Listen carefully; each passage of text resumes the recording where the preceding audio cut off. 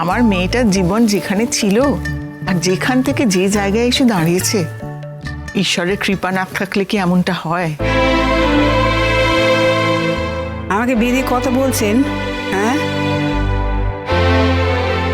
আপনার মেয়ের জীবনটা কি আমি নষ্ট করেছি নাকি? আপনার মেয়েকে আমি মানুষ করে দিয়েছি, আমি মানুষ করে দিয়েছি। আপনি কি খেয়াল রেখেছেন নাকি মেয়ের কোনো? সেই কত ছোট্ট বয়সে বিয়ে দিয়ে পাঠিয়ে দিয়েছেন, ব্যাস। আবার কি? খবরদার, আপনি আমার মেয়েকে পেয়েছেন তৈরি মেয়ে, বুঝতে পেরেছেন? আমি যদি ছোট থেকে খেয়াল করে যত্ন করে বড় না করতাম না, তাহলে আপনার বাড়ি এসে এই সংসার ঠেলতে পারতো না। আর আপনার এই নানান হাজার বায়নাক্কা ও সামলাতে পারতো? লালত লালত লালত লালত লালত লালত। আপনি কিন্তু আমাকে সবার সামনে অপমান করছেন। হ্যাঁ, একটা কথা বলে দিই, যতই আপনার এই স্বামী বেঁচে থাকুন আর যতই আপনি এই কচি খুকির মতো সাজুগুজু করে আসুন, আপনি মেয়ে পক্ষ। আচ্ছা, আমি যদি কচি খুকির মতো সাজি কি বুড়োদের মতো সাজি, তাতে আপনার কি দরকার বলুন তো? আর আপনিও সাজুন না কচি খুকির মতো। মনে যা, আমি কচি খুকির মতো সাজে যাবো কেন রে? কেন কেন? আমাদের সে শিক্ষা নেই। হ্যাঁ, ব্যাস ব্যাস ব্যাস, এসব কি হচ্ছে মাসি? এবার ঝগড়াটা বন্ধ করো। আজকে আনন্দের দিন, মজার দিন, আজকে ঝগড়া করতে নেই। এই মিঠি, কাপড় টাপড়গুলো নিয়ে আয়। আর দুধে আলতা, ওই বাটি, ওই সব জিনিসগুলো কোথায় গেল? হ্যাঁ তাই যাই মা, কাপড়ই নিয়ে আসি। কি করব বলো, ভাইয়াদা তো টাকা দিল না। আচ্ছা, নতুন কাপড় টাকা দিয়েছে ঠিক আছে, সে তো দিতেই পারে বিয়ের আনন্দে, কিন্তু তুই দিবি না কেন? এই শোন, আমার কাছে পয়সা নেই, ঠিক আছে? আচ্ছা আচ্ছা ঠিক আছে মিঠি, আমি দিয়ে দেবো। তোমার কাছ থেকে তো নেবই মিটিলদি, সেটা আলাদা ব্যাপার, সেটা তুমি এখন কিছু বলো না। সে যাই হোক, ভাইয়াদাকে টাকাটা দিতে হবে। ও দেবে না কেন? এই নে, তোকে 500 টাকা দিলাম নে। 500 টাকা? চুপ করে নিজের কাছে রেখে দে 500 টাকা। সব বাবা, কত লাগবে? অন্তত 20,000 টাকা তো লাগবে। কত বললি? 20,000? শরীর খারাপ করছে রে, অত টাকা চোখেই দেখিনি কোনোদিনও। 20,000? ভাইয়াদা, তুই না ভীষণ কিপটে, বিশ্বাস কর, ভীষণ কিপটে। আচ্ছা বাবা ঠিক আছে, আমি 10,000 টাকাই দিয়ে দেবো। ওই তো, মিঠিল তোকে 10 দিয়ে দেবে, আমি তোকে আরো 10 দিয়ে দেবো, হয়ে গেল? কেন মিটিলদির কথা এর মধ্যে আসছে কেন? এই কেন দেবে না রে? বিয়েটা কি আমি একা করেছি? ও তো করেছে। আর শোন, আমি না বিয়েটা করতে চাইনি, আমি চলে যাচ্ছিলাম।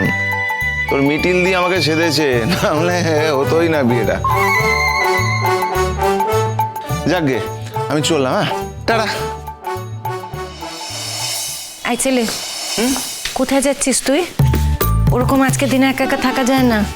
অনেক আচার আছে, অনেক নিয়ম আছে, সেগুলো একসঙ্গে সব করতে হবে তো। ওইসব নিয়ম আচার ওগুলো তুমি মিটিলকে দিয়ে করা, বুঝেছো তো? আমার ভালো লাগছে না, মানে কি বলতো, প্রচুর পরিশ্রম করেছি তো, টায়ার, আমার একটু বিশ্রাম নিতে হবে, আমি চলি। টায়ার্ড মানে? ওসব বললে হবে না, মানে এখন তো নতুন করে মনে নতুন উদ্দীপনা হওয়ার কথা, এখন টায়ার্ড বলছো? ওই উদ্দীপনার জন্যই টায়ার্ড হয়ে যাচ্ছি আমি। দেখেছো?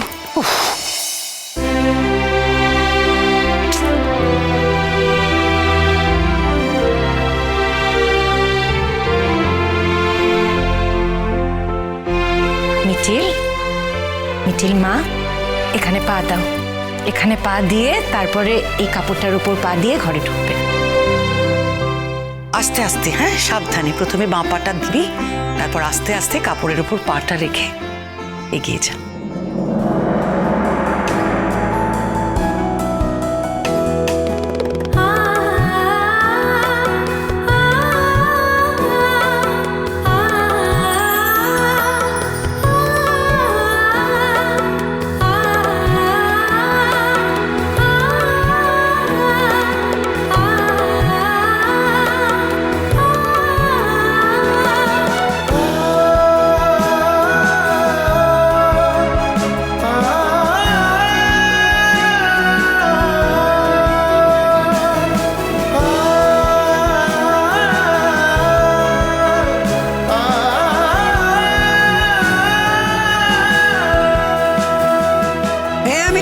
হবে এতে।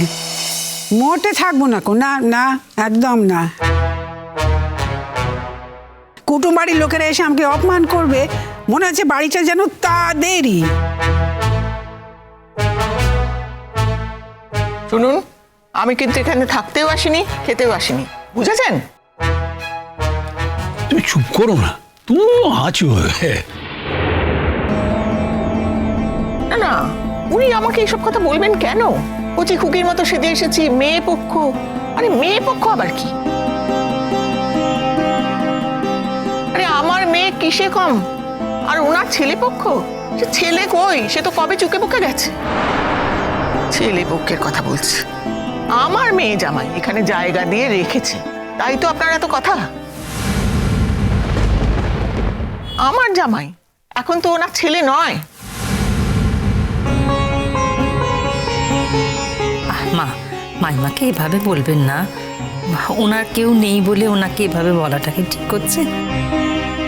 তোমাকে একটা কথা বলবো? হ্যাঁ, নিশ্চয়ই। তুমি বাবা মাছের মায়ের কান্নাটা আর কে তোলা? সবাইকে কিন্তু সব মানায় না।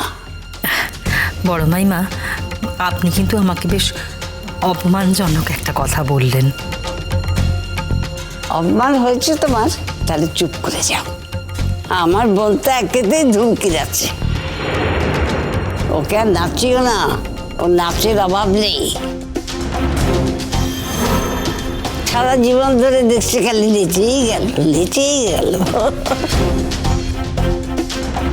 আর নাচিয়ে গেল লোককে। তোকে আমি বলেছি না, বাড়িতে লোকজন এলে তাদের অপমান করবি না। আমি একা অপমান করছি কেন? উনি আমাকে অপমান করছেন না, বিধিয়ে বিধিয়ে কথা শোনাচ্ছেন না, না? আমি আপনাকে মোটেই বিধিয়ে বিধিয়ে কথা শোনাইনি। আপনি আমার সঙ্গে গায়ে পড়ে ঝগড়া করতে এসেছেন, তখন থেকে আপনি আবল তাবল কথা বলে যাচ্ছেন। আরে বাবা, আমার মেয়েকে আমি শেখাইনি তো আপনি কি শিখিয়ে পড়িয়ে মানুষ করেছেন? যেন মনে হচ্ছে 5 বছর বয়সেই বিয়ে হয়ে আপনার কাছে চলে এসেছিল। বৌদি ঠিক আছে, ঠিক আছে, ছাড়ো না, ছাড়ো না। এই যে বেয়ান, আপনাকে বলছি, আপনাদের এই ঝগড়াটা না আমরা খুব এনজয় করি। আমি ভাবছি একটা কম্পিটিশন বরং করা যাক। মানে একটা প্রতিযোগিতা ঝগড়ায় যে জিতবে তাকে একটা পুরস্কার দেওয়া হবে। হ্যাঁ ম্যাম, পুরস্কারটা আমি দেবো।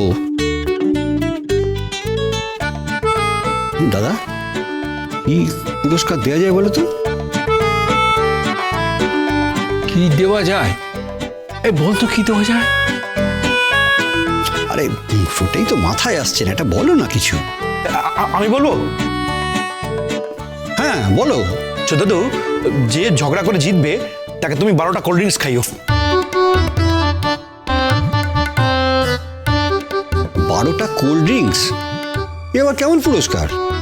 হ্যাঁ, তাহলে তোর গলা ভেঙে যাবে, আর কথাই বলতে পারবে না, আর ঝগড়াও করতে পারবে না। আর ঝগড়া করে জেতার পর আরেকজন ঝগড়া করতে চাইবে, তাই তো?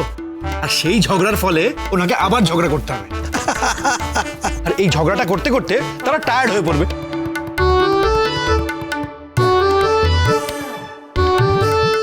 হ্যাঁ হ্যাঁ হ্যাঁ, আমি তো ঝগড়াই করি। কারণ এই বৌদি খুব সাধু পুরুষ। আমি না আপনার মতো ঝগড়ুটি নই। আর হ্যাঁ, আমি সাজি, আমাকে কচি খুকির মতো দেখায়। কেন জানেন? আমি ঠিকঠাক সাজতে পারি। আর আপনি যা বয়স তার থেকে তো ডবল দেখায়। তার কারণ হলো আপনি সাজতে জানেনই না। চিরসখা হে